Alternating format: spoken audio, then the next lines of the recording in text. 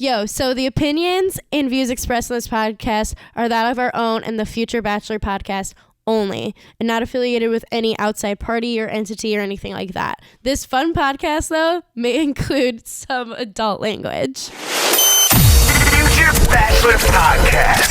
Oh, baby, Come on in, let me out. Yeah, welcome to Future Bachelor. My name is Sai. I'm Veronica, And this I is was too young to be singing that song. When it This came is episode 140. Yeah.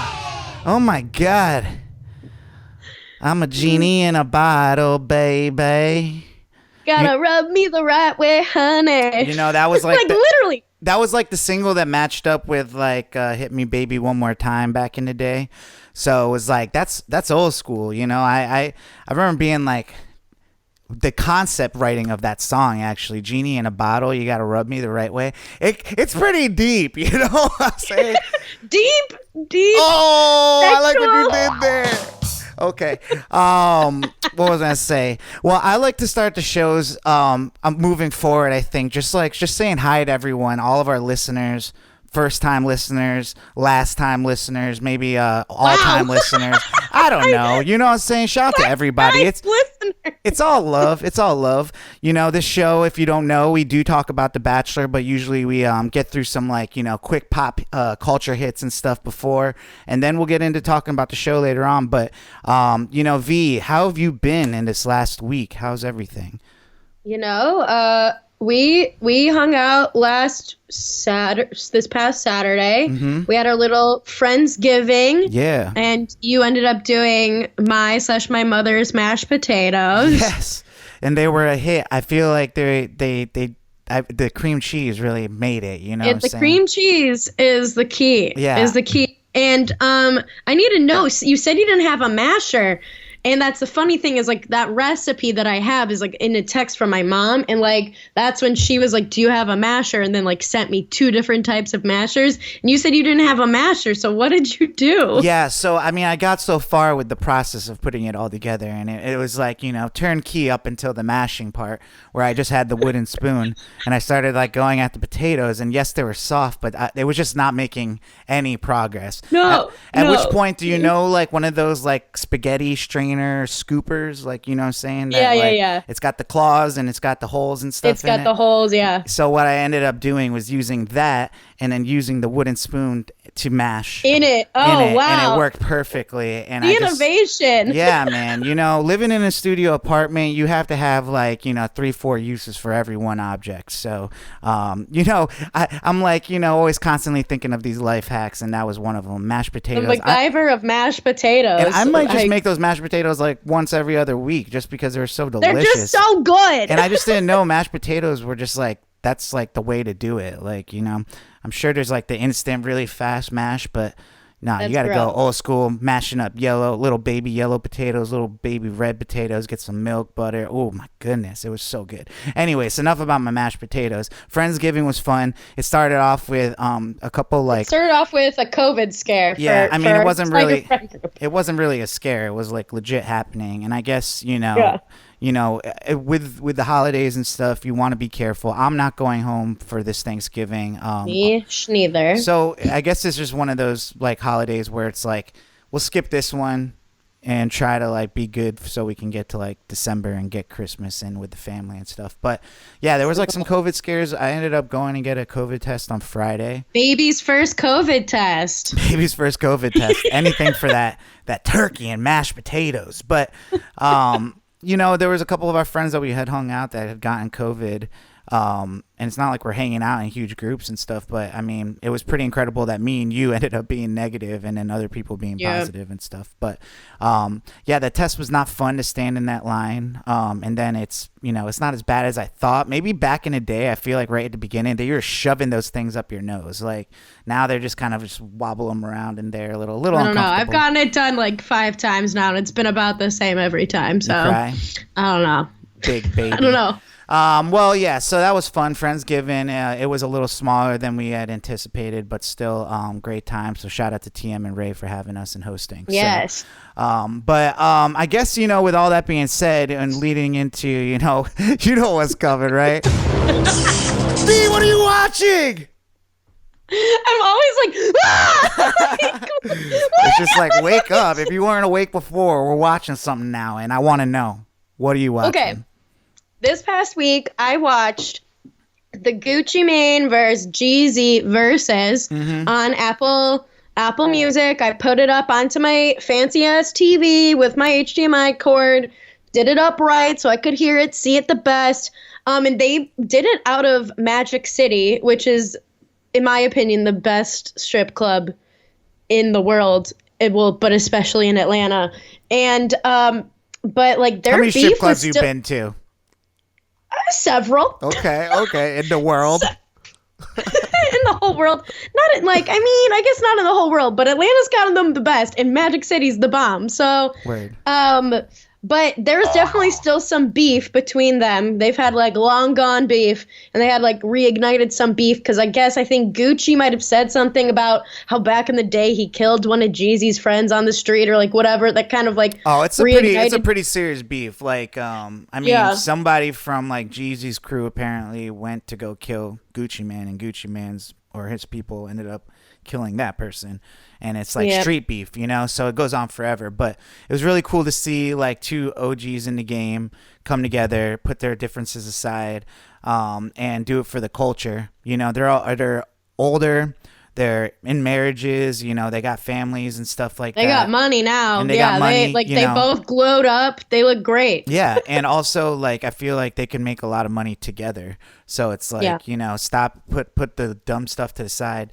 I mean, some people don't have to get along or whatever, but this is like one that like I remember when back in like 2005 they had a song called Icy. I think they ended the show with that one, but that's what they ended the they show came with, out with a song and then they hated each other like when the song came out and stuff. So it was like always a beef since I've known about both of them. But that was pretty cool to see. It brought in like over like 2 million views, which is like something more than these award shows can even bring in these days and stuff. Yeah, so, that's pretty incredible. What else you been watching? I also watched on Friday night when I was waiting for the results of my COVID test and everything. I sat and turned on the TV, and E just so happened to be playing Burlesque and then Coyote Ugly right in a row. And that honestly is a double feature I can get behind. Yeah, that's I the love campiest Burlesque. little like those are like. Those are very too like I don't know how to explain it, but it's like I would say campy, like because it's like it's not super realistic. I feel like. Oh yeah, no. I mean, like Burlesque is incredible. I'm here for like all the like. I'm here for Cher. I'm here for youngish Christina Aguilera. Oh wow! I didn't even look at that. We played Genie in a bottle at the beginning. Look at that. This show just comes together by itself, or just. And then Coyote Ugly is just great too. It's got a young Tyra. It's got Leanne Rimes at the end. It's got dancing on bars, crop tops. Yeah, we love that. It made me reminisce of the good pre-COVID days of dancing on bars and just those times. Well, I guess what I've been watching is I've been watching The Queen's Gambit. Finally, I got around to watching I gotta watch it too. What am I doing? You're missing out, but it really is a good show. I've been playing chess a little bit more this year than I had in the past and stuff, but like really? I didn't know that you ever played chess. Oh yeah, I mean it's just like it's like a game that like I have a board and it's something you can take to the park, and if someone else plays, it's really fun to kind of just get your brain going. But this show is a lot more than just like the game of chess. Like it's fun aspect of the show, but like the storytelling is really cool, and it feels like one of those like period pieces where it's like I don't know how to explain it, like almost like a Goodfellas type of feeling, like or like a coming of age, like it goes through time, like you get different decades of this girl, or not different decades but different ages of this girl through like over time, and her journey of like being really good at chess and how it like changes her life and stuff essentially. But it is really good. And I love that actress. I think her name is like Anya Joy Taylor or something like that. She's great. Do you know she's Latina? Is she? Yeah, isn't that crazy? So I mean, I first just saw her actually in the New Mutants movie that I watched the other day. So I was about to say, I'm like, you watched her. I've seen her in, what is it, the one with James McCoy who plays multiple. He has multiple personalities. What is that one that she's in? That's her from that movie. Yeah. Split. Yeah, Split. Thank you. The M. Night Shyamalan movie. All right, cool. Because she's like a brunette in that. It's crazy. Like a girl could switch up her hair. Like she's brunette in that movie. She's blonde in the New Mutants, and now she's a redhead in Queen's Gambit. Yeah. But yeah, she's a really good actress. Wow, and she has incredible eyes. Yeah, she's got such a cool look too. Yeah. I just love the way that she looks. Definitely, finally told you guys we'd catch up with Queen's Gambit. I haven't finished it yet, but I'm definitely watching it. I think that's on the queue for me for this weekend. It's good. It's good. A little shout out to us for, actually watching that. Sometimes you hit the wrong sound effect, but I guess we might as well take it to Quick Hits. Oh, man. All right. So speaking of these award shows, there was another one this past week that I didn't watch, though it has popped up on my Hulu as something I could have watched after the fact, but I still didn't do it. And it was the AMAs, and it was hosted by Taraji P. Henson, who I love her. She's just so dank. But there's a lot of performances, a lot of like premiere performances for new songs like Monster by Justin Bieber and Shawn Mendes, Billie Eilish's new song Therefore I Am. Let's see, bunch of other ones. Two songs that are all right, but like honestly, that's what I was saying a couple episodes ago. I feel like these. Like, all right, what's the one with JD on here where I was talking about Ariana and all these people? Like, these songs are all right, but, like, they're really not that great. Like, I like Monster. I love Therefore I Am by Billie Eilish, but I'll eat up anything she puts out pretty much. I mean, it's not like they're bad songs. It's just, like, they don't have, like, much replay value as, like, some of these other songs did back, like, in the day. But anyways, so they're performing. What else? And then The Weeknd accepted his award in like bloodied bandage looking face and makeup, and I guess the message was based off of the music and persona that he was performing for his album After Hours. Was that the kind of injuries that could happen from drunk driving and car accidents is supposed to like kind of bring those kinds of things to light. Isn't to that show like Blinding Lights? Isn't that what it's about and stuff? Exactly. So, yeah, I mean, also he got his ass kicked by Adam Sandler in that one movie too. That I just watched. Yeah, and what is that movie called? Yeah, I forget that he was in that. That's hilarious. He plays himself. It's pretty funny. But yeah, I mean, I think it's definitely a good message. Trying to get out there, especially someone that doesn't really care. I mean, I feel like he doesn't. I mean, one that you would think that he would care about like how he looks at these award shows and all that stuff, and it's just like really cool to see someone go to the extent. Yeah, I feel like for these past couple of award shows, he's been accepting all of his awards very like briefly by saying like whatever, like arrest the killers of Breonna Taylor and like justice for all the different victims of police brutality. So I feel like he's definitely just been like using his like acceptance of awards to be, like, hey guys, like remember there's like other things that are bigger than me getting this award, which is cool. But we won't be seeing that from him for the Grammys because he got a major snub. He was one of the big snubs for the Grammy nominations that happened this past week, who did not even get any sort of nomination for After Hours, which had 2 top 100 hits. And, he is the halftime show pick for the Super Bowl. So he tweeted, "The Grammys remain corrupt. Yo, me, my fans, and the industry transparency." So he mad. Yeah, I mean, that's pretty. I've heard a couple other people like Nicki Summer Minaj Walker and other people, and all these other people. Like, I mean, it's something that's been happening for years, but like, it's just like very apparent this year that they're very selective of like the people they picked. It was weird. But what else we got? Yeah. So then Drake Bell, known for his, his starring role in Drake and Josh on Nickelodeon, which I was a big fan of back in the day. Loved all those shows.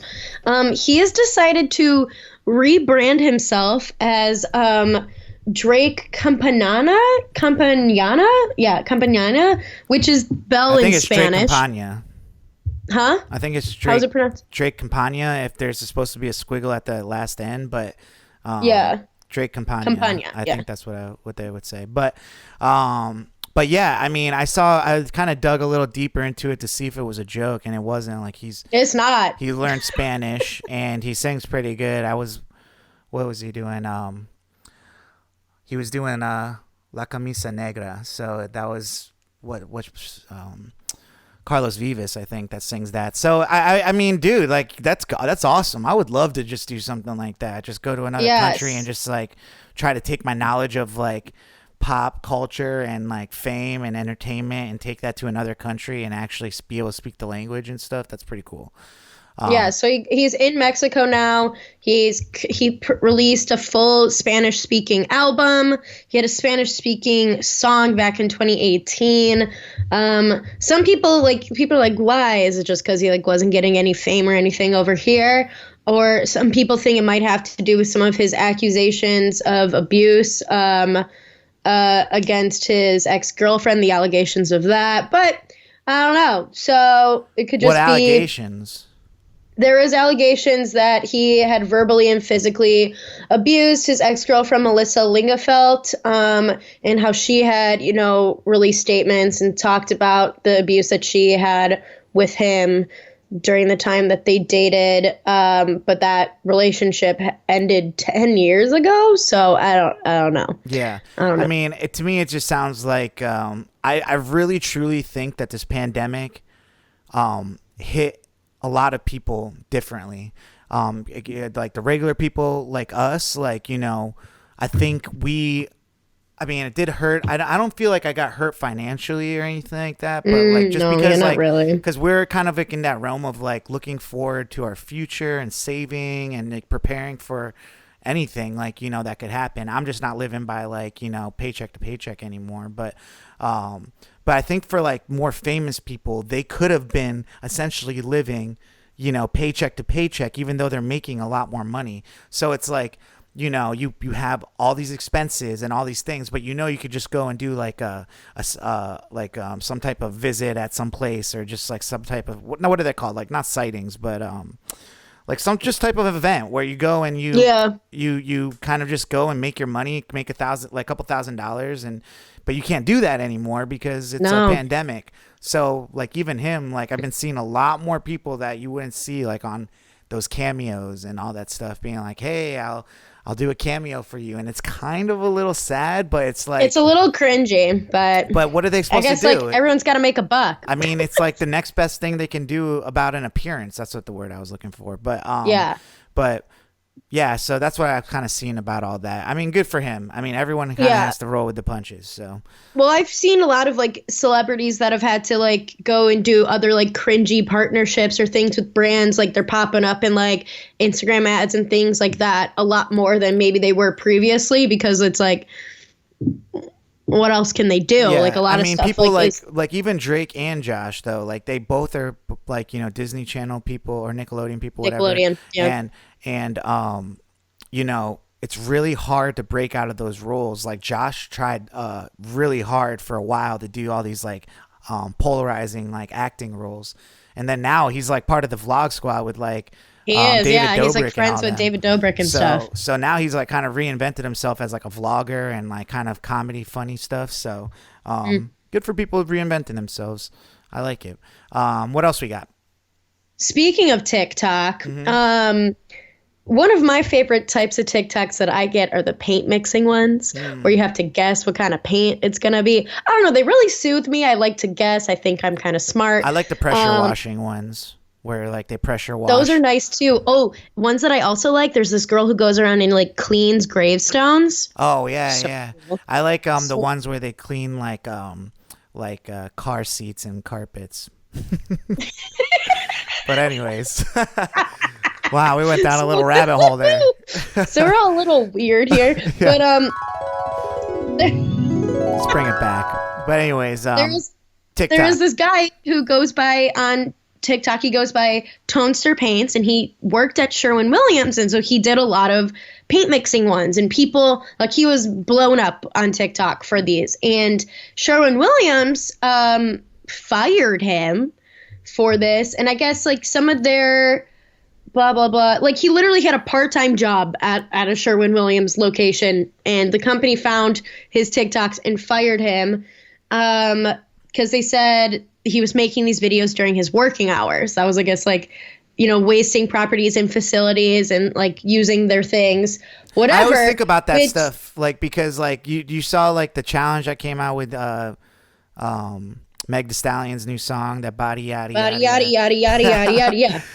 I know I'm going to be seeing one of those videos from you here soon, but yeah, like, you know, I just saw the one at the Starbucks, and it was like, we just got free Starbucks, and then, like, the guy, like, starts doing, like, the yachty Dude, dance. he fucking nailed it. Yeah, he did. I mean, it is if you can nail it, it's like one of those dances, like, you just cannot do unless you nail it. So you can't. You got to do it. Practice in the privacy of your own home. 110%. But I always think about that, like, you know, does Starbucks, like, I would, if I was Starbucks, I would want that type of, like, publicity. That's, like, you know, something I'd want. You would think Sherwin-Williams would want this type of publicity. Exactly. But then I also think about, like, how often is he doing that? Just, like, giving out free stuff, trying to go viral, fucking off at work, like, you know what I'm saying? Like, or I don't know. It's like a balance. It's a balance of, like, yeah. We've talked about it before. Like, we went to that restaurant, like, when we went to Savannah, and it's like, it took us forever to get a seat. Once we were even in there, it was like the business is not even, like, running right because everyone's just kind of, like, doing whatever the heck they're doing. Like, as a business, you'd think you'd kind of want people to be working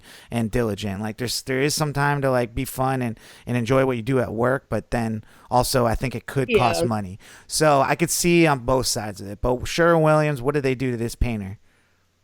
They fired him. They fired him. And I mean, usually there's more to the story, though. It's like the company fires someone for doing that, then everyone kind of, like, goes a GoFundMe for them, and then Sherwin-Williams, like, ends up doubling it. I guess there was, like, a customer complaint about the kid Tony's TikToks, and he said his Tony Peloseno told BuzzFeed News that he did admit to filming TikToks while he was already mixing paints for customers. Blah, blah, blah, blah, blah. He committed to purchasing cans of paint with his employee discount. So technically he was, like, putting it back into the business by, like, buying more paint to do these things. Like, he was just using the mixer, which I guess is the issue. But I don't know, though. Sometimes, like, do you know how much work goes into some of these videos sometimes? Like, just a lot. like, but like the littlest video that you one, think, like, you know, like, even just those dumbass TikToks, those dances that look like they take, like, 15 seconds. People, like, practice them for hours before they do it. So much time. So, you know, like, I could see this guy, like, spending a lot of time setting up, like, all, like, the shot, or I don't know what it looks like, but I mean, yeah. I mean, do it on your own time. Like, I'm very conscious of that now, like, working from home. I make music. I do all this stuff all the time. I want to post during the day and stuff. But it's like, if I post, like, something on my Instagram during the day, that's a like a immediate flag of, like, yo, you are definitely not doing what you, like, they can't really say anything to you because you could be like, I took a break and I took a minute or whatever like that. But that's not how, like, your employer is going to look at it, you know, ever. Yeah, well, yeah. I mean, I could get into a whole soapbox about how the 9-to-5 day is fucked anyways, but I'm not gonna. Sure, but even that, though, I mean, like, that's like the slippery slope of what I was saying earlier of, like, you know, there has to be some type of, like, balance to it, you know. If you're posting all day long on Instagram, on your story or your Snapchat and all that stuff, you're not working. And you're checking for that stuff after you post it, too, to see the reactions and, you know, interaction. And all that, so. I think, you know, if Sherwin-Williams was smarter, they could have really used this as, like, part of a marketing campaign, because that would have been a smarter way. And plus, that's less money spent towards a marketing campaign if you use something that you already have. But right. But I think it's what the problem is with these things is that it doesn't get the attention of, like, the people that matter at Sherwin-Williams until it's gotten, like, all this news publicity. It's usually, like, the local management that's, like, you know, reprimanding, like, the person on, like, the ground level. And then it's like, and then they have to come back and do some, like, crazy thing where, like, they bought him a car and that they painted or something. So I don't know.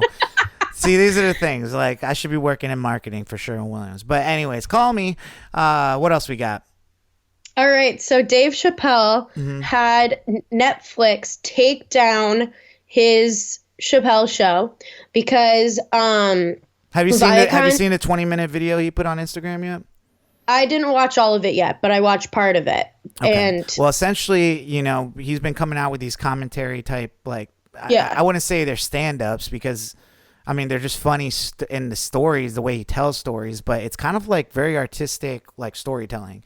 And this one was just 20 minutes of like how he's explaining how, that Lorne Michaels of SNL asked him to come and host like very short, like turnaround or whatever for this election episode of Saturday Night Live. And the same day, Netflix and HBO Max dropped the Chappelle Show on their streaming platforms. And the Chappelle Show is owned by Comedy Central or Viacom, who owns Comedy Central. And they, when he was very young, had him sign a contract to own, the Chappelle Show. And it's one of the biggest shows ever, as far as like content goes. And he wants to own the rights to those shows. And essentially this 20-minute long, stand-up, I'm going to say with quotes, is him talking about this, like him coming from being a young kid and being, taken advantage of, a couple stories of like that on the come up, which happens. But when you get to a certain level and you've created something so lucrative, we have to come to an agreement of like someone's like, you had this stolen from you, even though we like contracts are binding, but like the circumstances of a contract signing are never looked at. Like, look at me, like as far as like my student loans, it's like I still like almost don't understand like the depth of my student loans here 10 years after more than 10 years after I graduated. But there I was at 17 signing documents of like pretty much slaving me to, this loan for as long as I can pay it off. Pretty much. I see the light at the end of the tunnel now, but like there was a time where I thought that was like a hole I never dig out of. And so it's a matter of, what's it called? Context of who, are you signing these contracts with, and who's in the room, and do they know they're taking advantage of you? Because you don't know. This is your first like huge deal. Dave Chappelle had to go through the fire, and now he's even bigger now than he was back in the day. But it wasn't with the help of anybody. It was just because he stuck to his guns, and he had a good fan base that stuck by his side. So, in this, essentially with this stand up, he's asking people to not, well, he first asked Netflix to take it down, which he has a great relationship with. He does all his stand ups through Netflix. And he was like, look, this is the way I feel. I don't think this is a good move. And Netflix respected him and took it off their platform. And, which is awesome. Yeah, and essentially he was saying to his fans, look, if you support me or you enjoy anything I ever do, he's like, boycott me. Do not watch the Chappelle Show until I own it, because you're just throwing money and giving them reason to not ever give it back to me because you're giving them money. And essentially it's the first time someone, it's just kind of like what we were saying about the last thing with the Sherwin-Williams stuff, kind of. It's like you'd think Sherwin-Williams would want to have the publicity of this kid. It's kind of like the opposite with Dave Chappelle. Like, you would think like Dave Chappelle would still want the publicity of like people watching the Chappelle Show, even though he legally signed it away. But it doesn't pay him, so he's like... Right. I mean, he's feeling taken advantage of, and he wants to have some type of ownership, and he pretty much said he's going to own it, whether I can work with you to get it or I'm just going to take it. I don't know how he's going to do that, but I think essentially what he's going to do is make his own Chappelle Show and make it even bigger and better. So instead of watching the old stuff, maybe like kind of what Taylor Swift is doing with her music. Yeah, I was about to say, I'm like, our friend David, and like I thought about it this way too. It's very similar to Taylor Swift and the masters of her previous albums with Big Machine, which actually she was able to get those back, I think like a week or so ago at this point. Like she was able to buy them, get them back from Scooter Braun and Co. But she got them back? Yeah, she just did. Like, I swear to God, I remember seeing like her get them back. Taylor Swift. See, if that's the case, then maybe Dave Chappelle is like hip to Taylor Swift, because like I could see Viacom like giving back, because they've already made so much money off of it. It's like, dude, you've already like pretty much raped this guy for like, you know, this money and stuff, and you give it back, like, you know, give the show back. You've made your money, or come up with some type of licensing deal or something like that, like for the show, because you know, he put his blood, sweat, tears into that thing, and it was huge. Like, I remember the impact of that show when it first came out. It's like, it's a cultural standpoint in comedy and that kind of TV and everything. So hopefully, you know, it will become his to own and actually make money off of soon. And we can all enjoy it one day again without feeling guilty. So let's move to your yikes moment of the week, V. What made you go yikes this week? Whoa, man, oh man. So Sia, we'll see if this movie actually comes out, but she has a movie called Music, which the general theme of it is it stars Kate Hudson and Maddie Ziegler, who's known for being on Dance Moms and then being her like kind of Sia's little muse and been in her music videos and things like that. And I guess Kate Hudson's character plays like the older stepsister who learns that she has to become like the sole guardian for her younger stepsister named Music, who's autistic and nonverbal. And so there was a lot of criticism because of her casting Maddie Ziegler, first of all, because they're like, how come movie? Like, she wrote the movie? Yes, she directed it. She helped. Yeah. So there was a lot of backlash just by that in general, because they're like, how come you casted a neurotypical person, a non-disabled person in this role.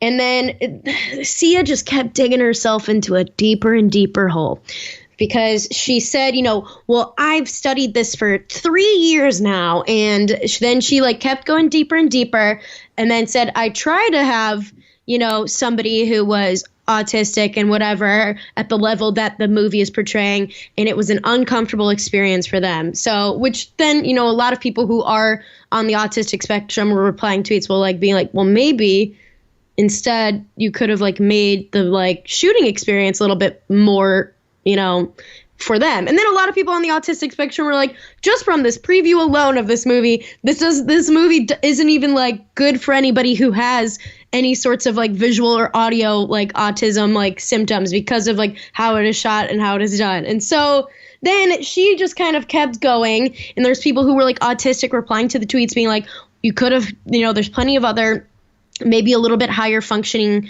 autistic spectrum actors that you could have casted like me. And then she said stuff like, well, maybe you're just a bad actor. See ya. And then she just like kind of like kept going deeper and deeper, being all like, oh, you guys say this stupid shit about my film before you even see it, fuckity fuck.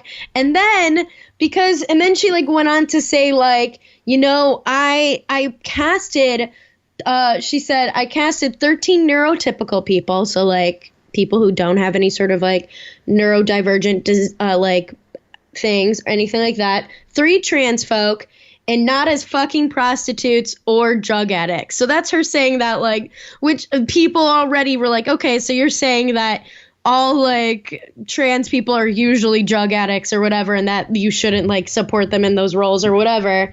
And she kept digging it just deeper. Oh my God. But like I get it. I get all that, but at the end of the day, like I'm it's entertainment, like as far as like you're trying to tell a story and you're the one telling the story. Don't let anyone dictate the way you're going to tell it. I get where you could have like, someone do this, but she has like a certain, story to tell. But that's the issue, is that she's telling a story about a neurodivergent person from a neurotypical viewpoint. And that is like, you're creating an environment that's already excluding them. So I think that's the bigger problem. Well, she said that she had other people on there, so she's not excluding anybody. And if anything, like this is the same thing, like a common theme of all these topics we're talking about. It's like it's more than like knocking something that she's trying to bring to the forefront. Like, you know, it's like one of those things, like if someone actually watched a movie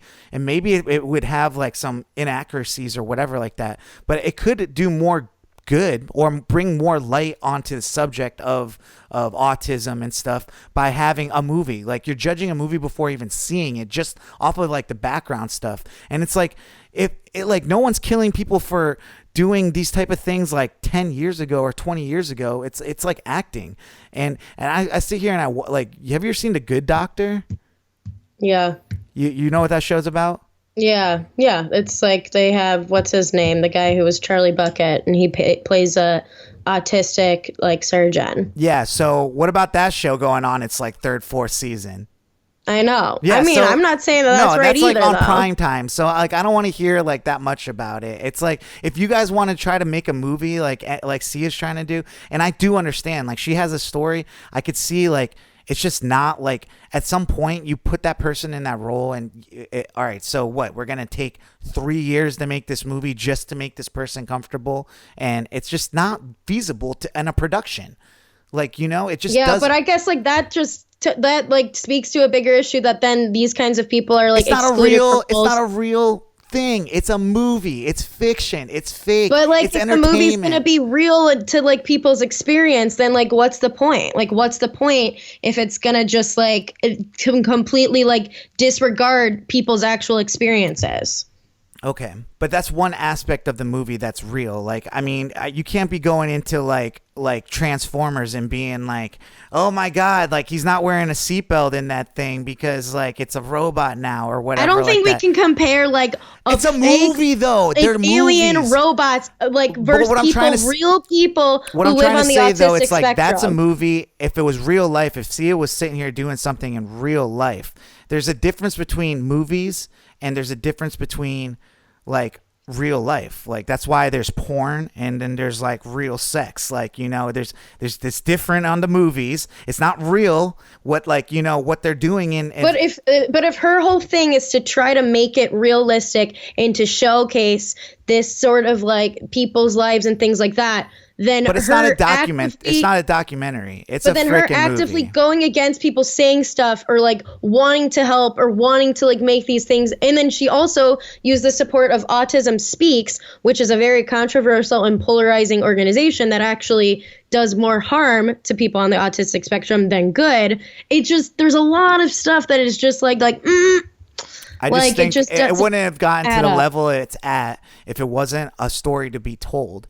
And then also, you know, it doesn't matter. Like, it's like, what, are we not going to tackle any of these type of like storylines because you're just going to get hated on by people on the internet? Like, I'm just going to always kind of side I think there's just like better ways to do it though. Sure, and I think she just handled it very, very poorly. Sure, but I think at the end of the day, you're never going to make everyone happy. You could have every single consultant on there that's like whatever, and those could be all your excuses of why it's going to be fine, and everyone is still going to hate on it. So I just kind of like, I do like discussing both sides of it, and I do respect like, you know, those sides and like the sides you're explaining and stuff. But I also do want to say, like, there's an element of just canceling anything and everything. Like, you know, there might be reasons for some things and maybe not for others. But, you know, I don't know. I'm one of those things where, like, I kind of do look at it, like, you know, down the line and see if, like, is Sia really trying to, like, fuck over people with autism and shit, and I don't. But it is also kind of shady that, like, of course, the person she casts is Maddie Ziegler. Like, for me, it's like, how hard did you actually try to make somebody else comfortable, and then you found like your most convenient choice? Yeah, I mean, I don't know. I there's examples I could keep going back and back and back of like how those are fine, and just because this is being made today, like not last year or the year before, that it's an issue, you know. But I can't sit here and, you know, people are gonna feel the way they want to feel about it. I honestly just don't think Sia. I think she's just trying to make a good movie. I don't know if it's at the expense of other people, but she just doesn't seem like that type of person. But I don't know Sia. She just has the cool first two letters of her name. So. Oh my God. And actually, the A is my middle name too. So C.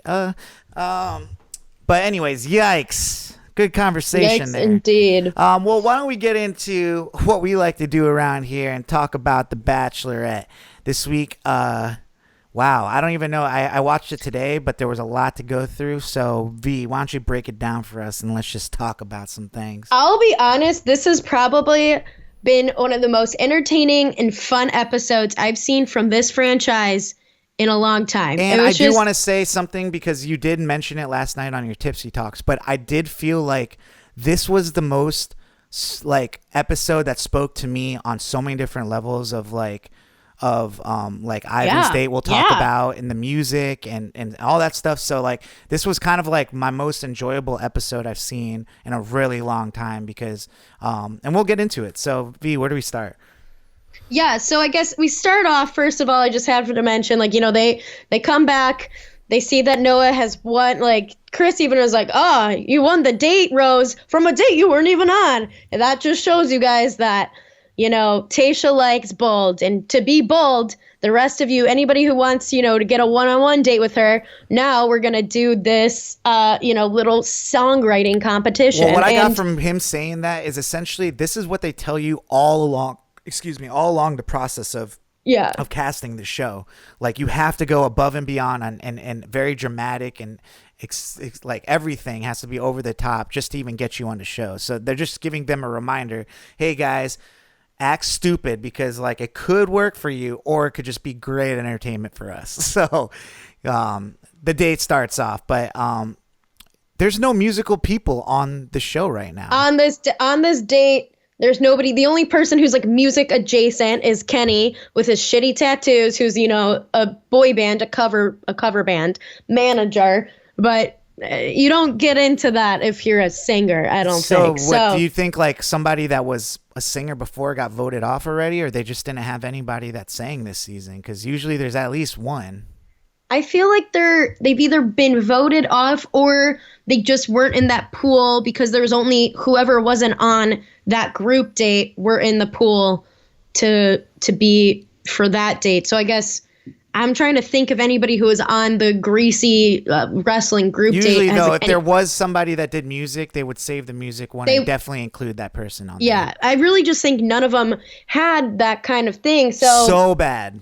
I could not believe. If they were so bad, Bennett I would have killed it. Like it would have blown her away because, like, first of all, like it would have been beautiful. I would have sang and played one of those instruments correctly. One of those instruments, yeah, the accordion. Oh my god! Well, I would have touched the accordion, but like just give me a guitar and like I would have won that challenge easily. So it was good, and so Bennett raps. Damar, I think, is kind of a dark horse. Damar had a pretty catchy little bop. Yeah, I felt bad for him because like I thought like he did the best one. He did, but then Ivan really hit her right in the heart. Plus, I think she just already likes Ivan a decent amount. So Ivan won the one-on-one. What did he do to stand out?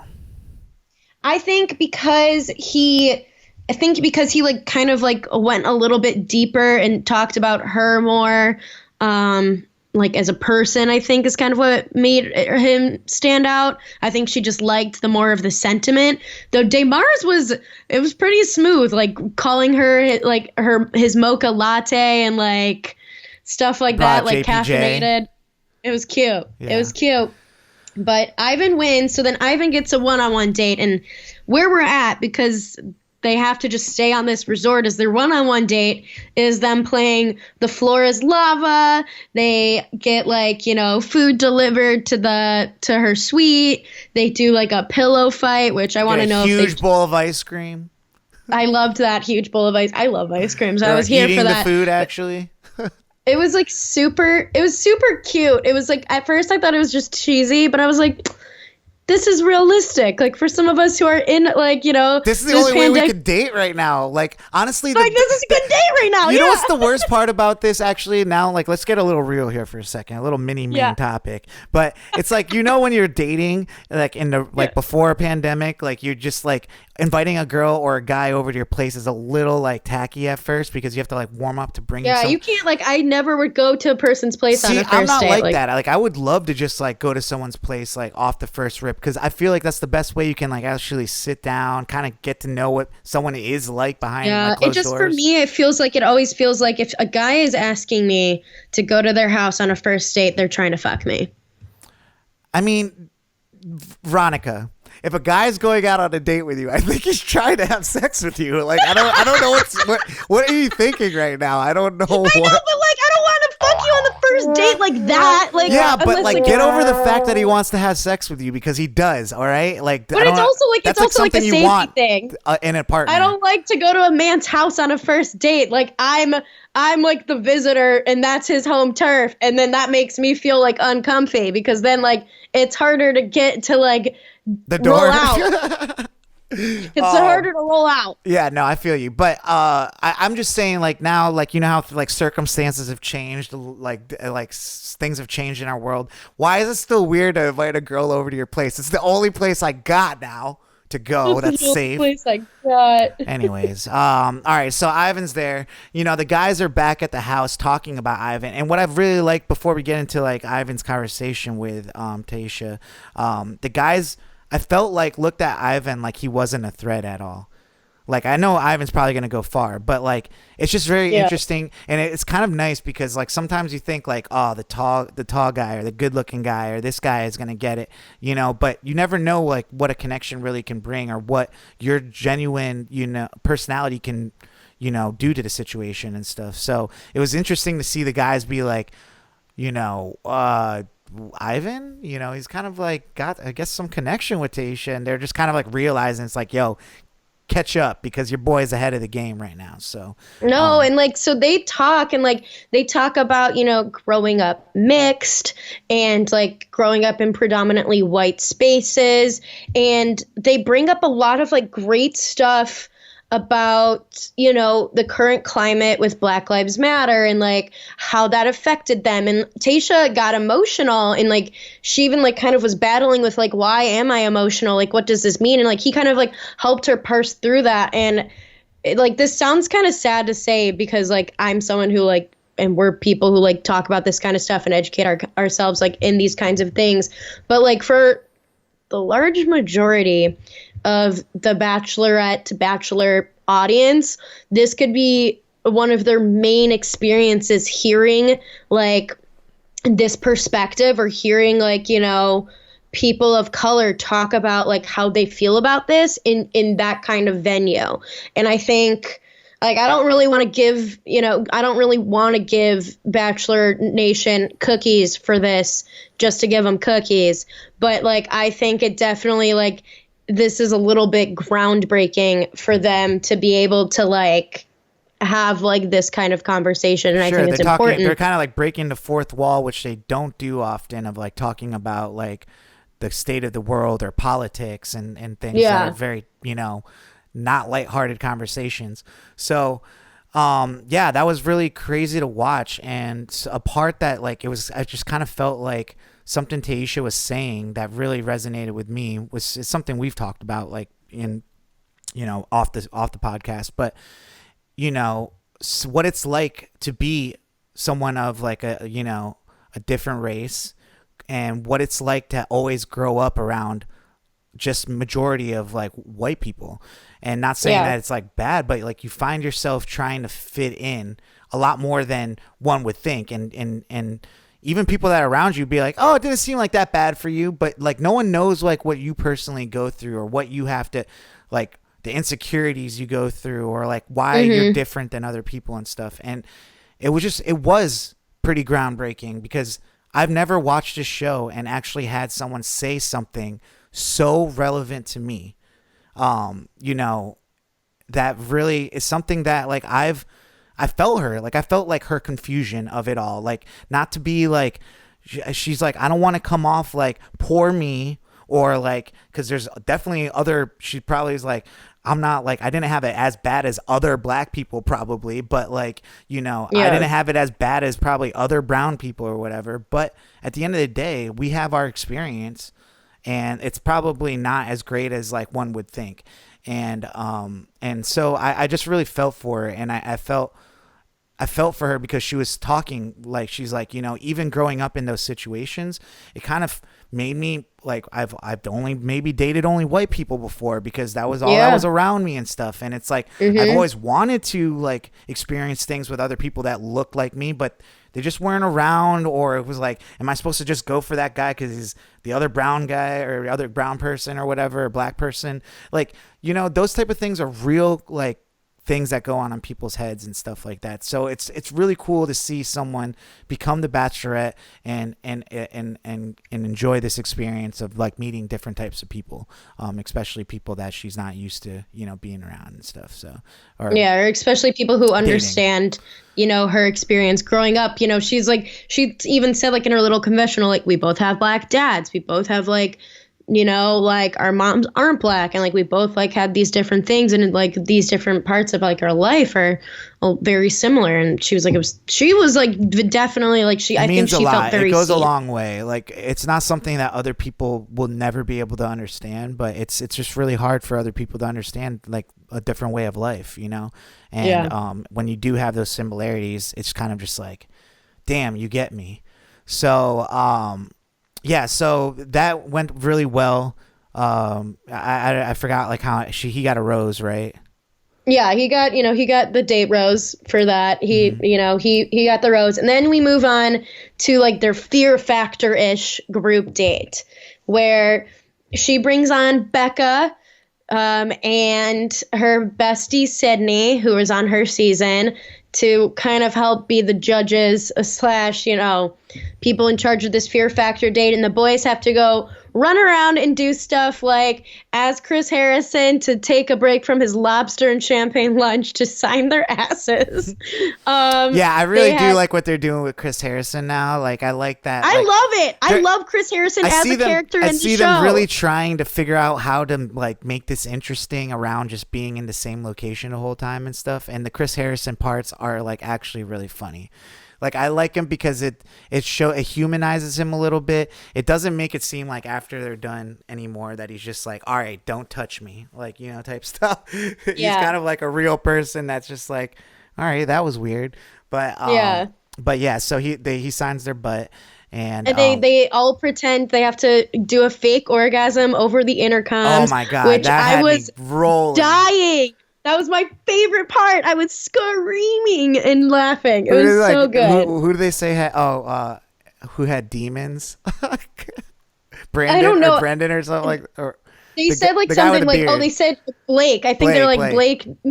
They're like Blake needs to go like see someone. You know, he was like Blake need to go to church.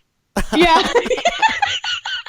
And then they had to eat a habanero pepper and fake propose to Tayshia, which Bennett went there with his proposal, and he realized that he is starting to like really, really fully have feelings for Tayshia. Yeah, no, Bennett is the villain, and he's probably gonna go home next week. So I don't think he's a villain. Like, in my brain, he's not a villain.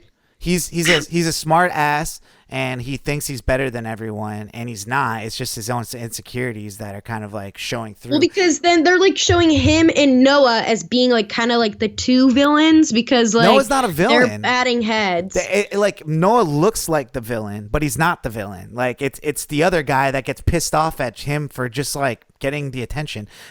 Noah's been doing everything in his power to kind of just like deflect all this dumb like comments that Noah's just like Noah's like just a dummy. The worst thing he's calling them is like, he's like, they're being weenies. Like, you know what I'm saying? Like, that's how he doesn't even want to call them he's fucking just assholes. like, yeah, he's immature for sure. I don't even think he's being immature. He's just being like cute about it. Like, he's just like, yo, like, they're being haters. Like, and he doesn't even want to say haters. He's saying weenies. He's calling them as low as weenies. So I don't know. I love Bennett, and I love Noah. I think I like Bennett leaning into his bit, and I just think there's not a lot there to Noah. Like, Noah doesn't do it for me. Look, this is time, season after season. Now we've done this show for over 2 years. I'm the type of guy that does not like when everyone bullies on someone for no reason. There's no reason to bully on Noah. Noah has done nothing but play the game exactly the way everyone. I just hate when everyone jumps on just one person like they're the annoying person, and it's like, nah, dude, you're actually the annoying person, Bennett. Like, you are. Yeah, but like everyone knows Bennett's annoying too, though. So it's like, but whatever.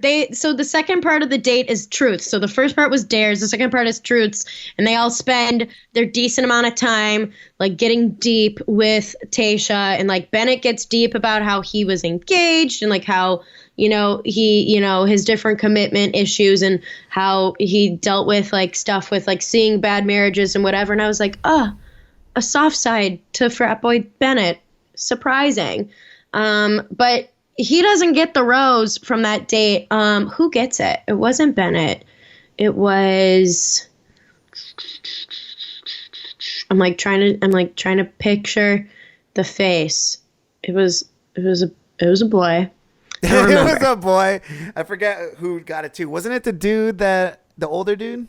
Was it not the older dude? Oh, Zach. Yes, it was. It was Zach, because then they spent some like extra time in the hot tub together, and I don't know. She really likes Zach. She really likes Brendan. She really likes Ivan. And then those are the three that are gonna go far, probably. And then the last dude that got like divorced. Those are like my final four. Yeah. Or Noah might be in there in final 4 or 5, but. But so then baby back bitch Ben is boo-hooing to himself about how he really thinks that like he feels so bad that I hate him. Ben is a baby back bitch. He's a boo-hoo whiner baby, and I have no love for him because he like was boo-hoo whining. I thought this was going to be like his redemption episode, and he did not really redeem himself. He just boo-hoo whined even more, and then like marched his ass over to Tayshia's, which we thought was going to be an intersection of him and Ed. They fucked over Ed so bad. They told like the producers like, no, this is where Tayshia's room is, and he gave him the directions to his room, and it was Chris's room. They had Chris ready there to go with a bottle of wine just to entertain the whole thing. The producers are using. I mean, I'm here for it. It was great. No, it was great TV, but the producers are definitely using Ed as like kindling like to the fire of the excitement of they like Ed as a character in the house with the guys. Oh yeah, sure. That's why they're keeping him around. They need those type of people at least until they get a couple more off to entertain the house, because he's the first one to speak up whenever there's a fight. He's the first one to kind of call people out and stuff like that. But he's terrible. He's probably gonna go home next week. But oh no, yeah, he's just like an idiot. Like there's like nothing there. But Ben shows up and Ben's just saying everything like all the right things. Like, and now I'm not saying it in a good way, but he just looks like a bitch, man. Like I don't know what other way to say it. Like he looked like one last week too, and he was like, "Hey, can I get some?" Right? Like, yeah, because he's just is like, "I'm sorry, like I don't want you to ever think this or that," and I'm just like, "Bro, like you're going about this all the wrong way. Like she wants you to like step up. Like she wants you to like do these things, and like your apology, like this isn't really like, stepping up the right way. Yeah. It's just even though she acted like it was like." But it was late. I think she was just like, all right, get out of my room. I gotta go to do you sleep. think those things are planned? We're probably going to send one of these guys over tonight. I'm sure there's like something, or like they make sure that she is like awake in some sort of fashion. The whole thing was so choreographed, like, as far as like the switching of the guys and the knock at the door, it being champagne instead of Ed, like all those things. Like it's just too much of a dance. But anyway, so yeah, Ben. We get to the rose ceremony. Yeah. And so this is when Noah then goes, and decides to take his time during the cocktail party to talk about, how whoever is saying that, like, he got a rose just because Tayshia wanted to start drama in the house, which is, like, not the right move. Not the right move. Well, I don't know if that's the way he worded it, but I think he was more saying, like, I think he worded it the right way to... He said, he literally was like, well, the other guys think that you gave me the rose because, like... No. He was like, I'm questioning what the guys think about your decision-making choices because, like, they're questioning you giving me a rose, which is a fair thing to say. Like, he's essentially... Well, yeah, but then he goes on and says that some guy, which I don't know what guy said this. Bennett. We haven't seen it. Bennett's the one that's been, like, poking him. I mean, but we don't know who actually said this. Like, that's what my thing is. I'm like, who actually said any of this? We don't It's know. Bennett's the one running his friggin' mouth like the whole time about him. That's why he's gonna go on a 2-on-1 date next week and go home. Yeah, they're gonna go on a 2-on-1 date.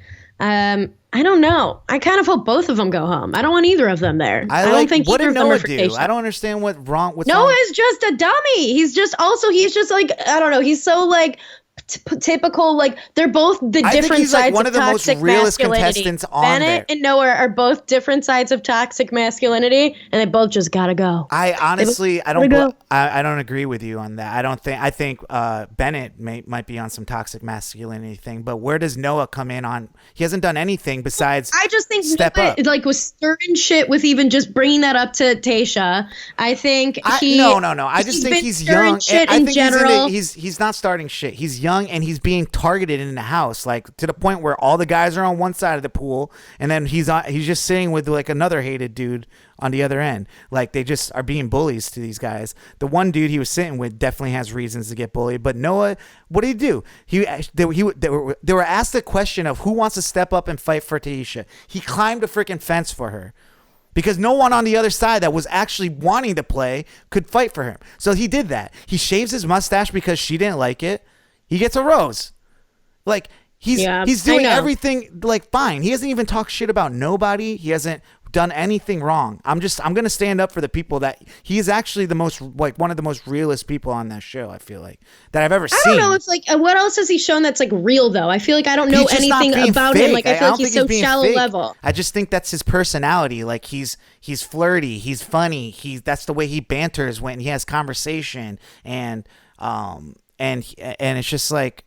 You know, he came in like kind of like already with like a target on his back, being one of the new guys that stepped in. So it's like, you know, I feel for people like that. He's just kind of navigating through it. Like, and he's also just getting like the more, like, I really do truly feel that it's like the editing and whoever gets the FaceTime and whoever they choose to put on the forefront of to make people, I'm not gonna say like you like hate him, but look, like 2 weeks ago, like I was like talking about the other new guy that came in that got a first impression rose, Spencer, and you haven't seen him on the show for like the last like 2 weeks.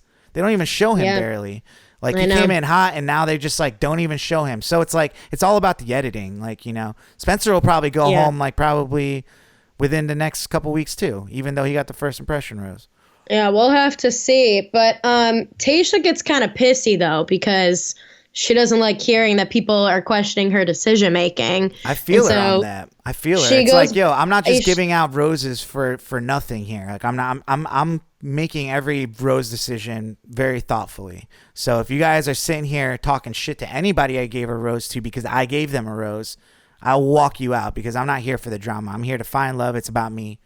So if I give a rose, fuck off. So she cuts the cocktail party short, starts the rose ceremony, sends home Chasen, which, whatever, sends home Kenny and his shitty tattoos, and sends home Jordan, who barely has gotten any airtime, and then sends home my precious angel Joe, who is a sweet man, and I loved everything about him, and it just isn't fair. But alas, you know, that's where we're at. So I'm excited to see this 2-on-1 next week, see what goes down.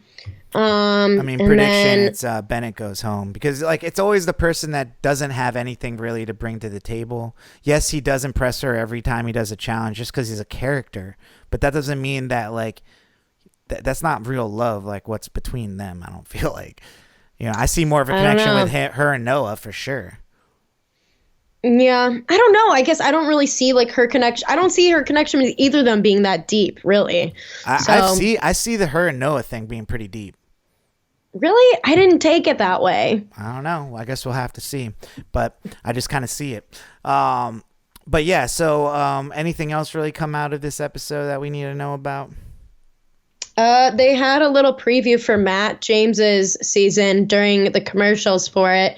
And he be looking fine.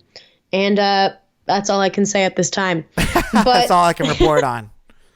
But other news is that Caitlin Bristow won the mirror ball. She is the champion, this year's champion of Dancing with the Stars. So well deserved, I think, especially after Mike Fleiss after her season would not allow her to go on it and all of the shit that she dealt with that. So I honestly do think, though, it's kind of like it's not fair to have somebody that's affiliated with the network to be a contestant on the show.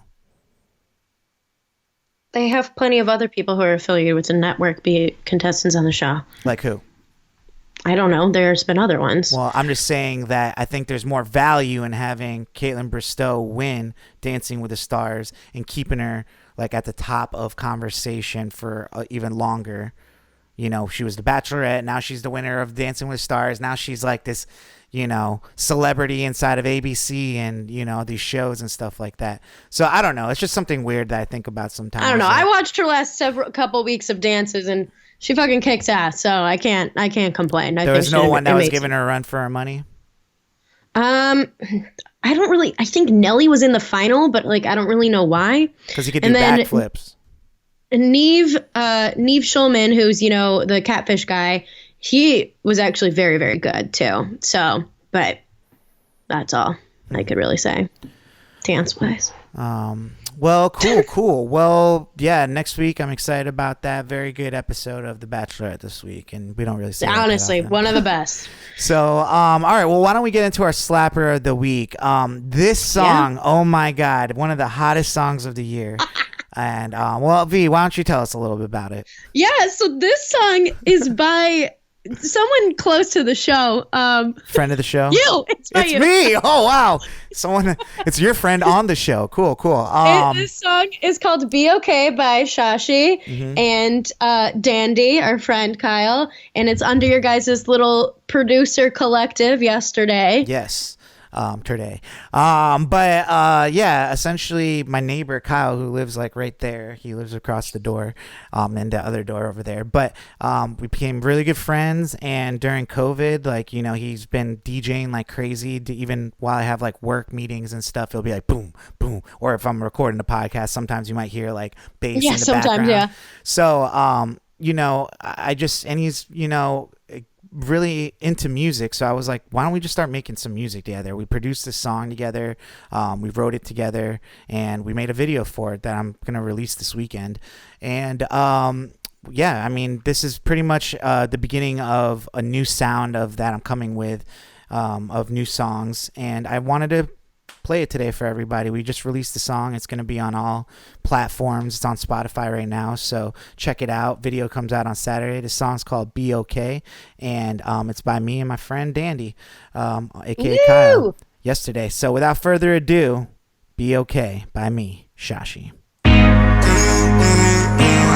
Slapper of the week. This song slaps. Slapper!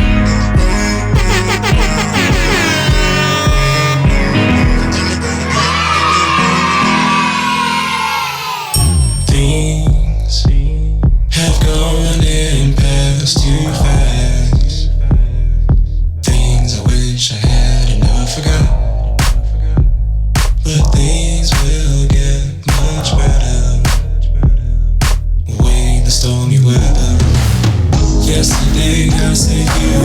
Yesterday you said me. Yesterday he said we. But yesterday I know. I thought of giving up. I said you were enough. Enough is enough. So in the back of my mind, all I got is time. Breathing in, breathing out. It's gonna be just fine. Take a look in the mirror and you'll finally see. It's gonna be okay. It's gonna be okay.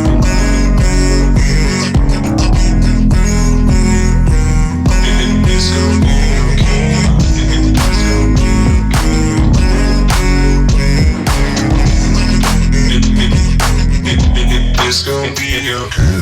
Time is going by so slowly. Found some space to grow, and it shows me. Fly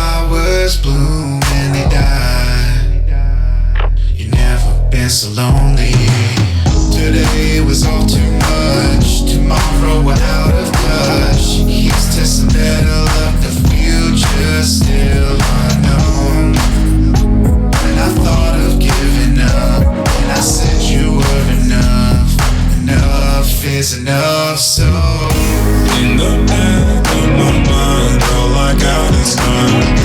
Breathing in, breathing out, it's gonna be just fine. Take a look in the mirror and you'll finally see it's gonna be okay.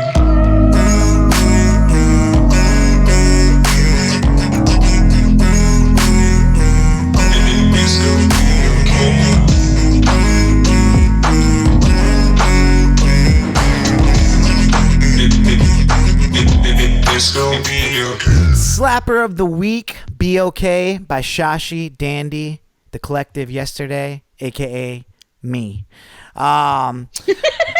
Yeah, so I love it. It's just cool to have your own show and to play your own songs on it. Like, I dreamed of this when I was a kid, you know? Yeah. Anyways, and to have your own applause. I demand. Yeah. Do you have any shout outs this week, V? I just wanted to shout out the fam because I'm not with them for Thanksgiving. So, shout out Mom, Dad, Vince, Frank, and Jack. And then I wanted to shout out my girl Kathleen for making my hair look nice again, helping it in its growth journey, and for, never believing me when I say that this is my real hair color. She really thinks I cheat on her with somebody, but I don't. It looks good. It looks good. I would like to shout out my family too, because I won't be with them, but I will be thinking of them and thankful for them as well. Amen. Very thankful for them. I kind of want to think about Thanksgiving as something that necessarily every couple of years I might just take for myself and figure out something I want to do on my own, because not that I don't love going to see my family and stuff like that, but it's always been like a weird time of year because like I lost my dad around this time and stuff, and it's just like one of those, like, before going into the new year, before going spending time with your family and Christmas and all that, like, it's just one of those things where you can reflect on things, and I don't know, I don't mind taking a Thanksgiving off once in a while to kind of reflect on my own. So with that being said, I do miss my family and I love them, and I wish them a happy Thanksgiving together. They're going to be fine. Landon's first Thanksgiving. So, and I also want to give a birthday shout out to my girl, Ms. Marina, aka Kylie. She's the one that actually hired me on as an intern at the company so many years ago. Funny. We haven't said the company in a while. Yeah, we haven't ever been to the company, really. It's just kind of like, yeah, technically we haven't. The company is like exactly where I'm sitting. It's right now. where we're both sitting right now. I'm my own company. So, but yeah, I want to give a little shout out to her because she kind of started my professional career journey just by giving me a chance. So shout out to you, Marina. All right. Well, I guess Thanksgiving and all that, and food, and all that, and I don't really have any plans for tomorrow. We're supposed to go hiking maybe with some friends, but then the weather's supposed to be really shitty, so I don't think that's happening. Yeah, I might try to wrap up this and go have a drink with somebody or something like that. I do have a couple dates lined up. Ooh. Ooh. I don't know. Hinge has been really good to me lately. It's fully cuffing season. I don't People know, are man. It's like really popping off. Like every time I look at my phone, there's another person liking your I know. boy. You're almost making me want to like get back on it, but I really just don't. The way I'm not trying to be too choosy with things. I'm trying to be realistic about things though, and giving people chances. Like I'm not overthinking it. Like I'm no longer trying to like put in like some type of like be all quirky and all this stuff. It's like, hey, how you doing? Oh, I'm doing fine. All right, good. Let's just get to know each other like normal people, even though we've done this process 1,000 times. Like I just don't want to get jaded with one process and then like take that on to all these other conversations. So it's like, if a girl likes me and I think she's cool, I'm gonna give it a chance. And there's so many layers of dating though, like through the app. It's like you have to match, and then you have to like get past the hellos, and then you actually have to have a conversation, then maybe talk on the phone, and then actually get to the meeting. I don't know. And then and then you guys just never see each other again. Just so it's a process, but you got to do it. You got to do it. Yeah, no, I don't know. You know what I'm saying? Like you gotta give yourself a chance to find love. Okay, all right, Chris Harrison out here. And you gotta be bold. Okay, be bold. Yeah. Be bolder. You telling me to be bolder? I don't know, but What's happening here? anyways, at the end of the show, we always get a little crazy. I Get a little goofy. get a little goofy. My little thing is, if you're celebrating Thanksgiving, I don't know, do yourself a little education. Look up what native indigenous people's lands you live on, and maybe learn a thing or two about them. Maybe look into like how you can actually donate to those people, because those people are the ones that are struggling the most, especially during COVID. Like the Dakota tribes and stuff in South Dakota have like a nearly 80% COVID rate right now. So just think about that. Think about the reason for the season, which is white people being bad. So that's all I've got to say. I think is that going to be the name of our episode? White people being bad. No, I just love this show because it's such a smorgasbord of information. Just go from here to there. Cornucopia of knowledge, if you will. Oh, this girl's got Thanksgiving jokes. Oh my god. Oh my god, that was fire. Sorry I gave you the wah wah wah sad trombone, but that was good.